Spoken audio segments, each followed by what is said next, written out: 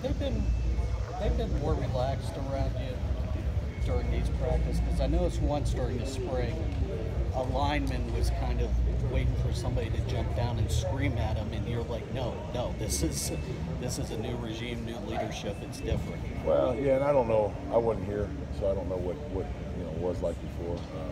Love those coaches, known them for a long time. So I know Coach Dawson, I coached together for a long time. I know Coach Stricker for a long time. So I don't know how it was, before. I wasn't here, but I know that what we're focused on is trying to build the player. From the academics, the athletics, the social, helping them out. And every coach goes through different things in their careers that sort of transform how they think about players and what they do. And so, for me, some of my past experiences, I can relate a little bit. When you're asking me to do this, but you're telling me to do this, which one is it? And you yell at me when I don't. So, I try to make it clean, try to make it clear, try to make it concise. This is what we want. If I screw something up, hey, own up to it. That's part of being in a relationship. These guys aren't, they're not little kids. We're not telling them what to do. We're working together to get them to a place. And that's what we're trying to do. How has Juwan handled the first few days with you of actually getting out there and working? Been some good, some bad. We got to get, we got to work through some habits, do some things like everybody. You come off those summers, and they work so hard and they do it, but the attention to detail, the pad level, the pressure of it, isn't always there. So you gotta create that. And you gotta continue to go. So the guys came out. It's been a really fun, educational, opening of camp. And so hopefully we keep going on that, keep rolling. With the tempo that you guys run, what's the balance between pushing the offensive linemen and kind of scaling back, giving them the rest they need as they're adjusting to it? It's one of those things where each player is different. So you really want to keep the pressure on.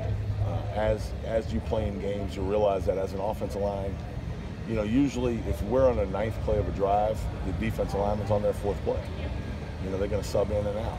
And so you've got to be, in certain moments as you get close to them, you've got to be at your peak of the game, and you got to understand how to hold your energy and how to be efficient and how to continue to build and then be in great shape. And that's sort of what some of these practices are, and stressing them and helping their body conform to what we want it to be.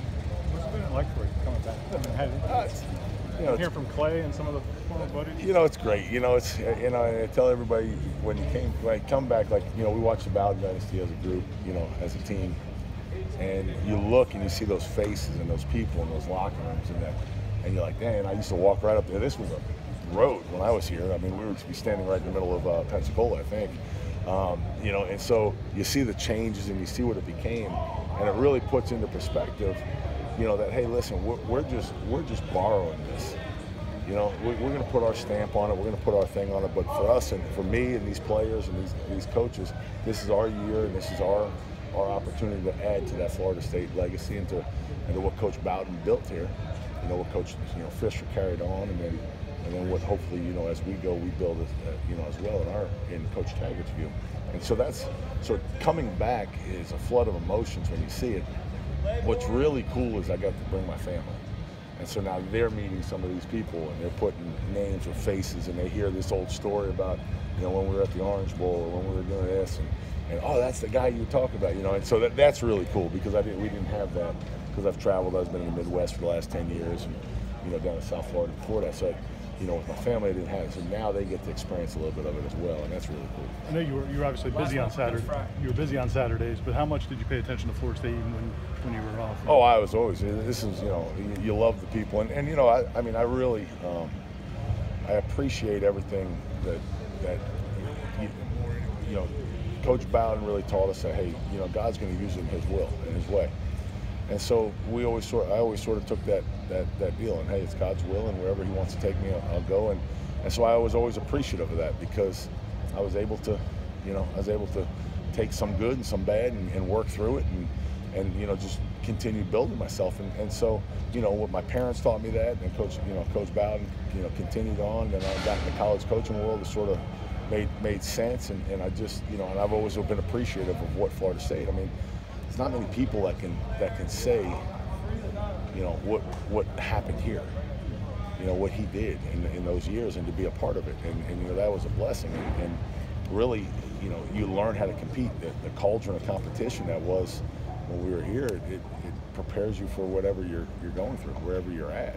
And so, you know, I just was always appreciative of that, you know, from a personal standpoint. And the teammates, you know, your teammates are big time. They instilled those things too. You know, Clay and Todd Ford and Lewis and all those guys I hung out with. You know, Forrest Conley came back and saw Jesus. And, you know, all these guys, you know, they come. I can keep going on. The older guys, you know, as you go, and Eric Gibbs, and you know, there's just so many of them. But that group of people supported that, and that was nice, and it led for what you want, what you're trying to give your players when they walk away.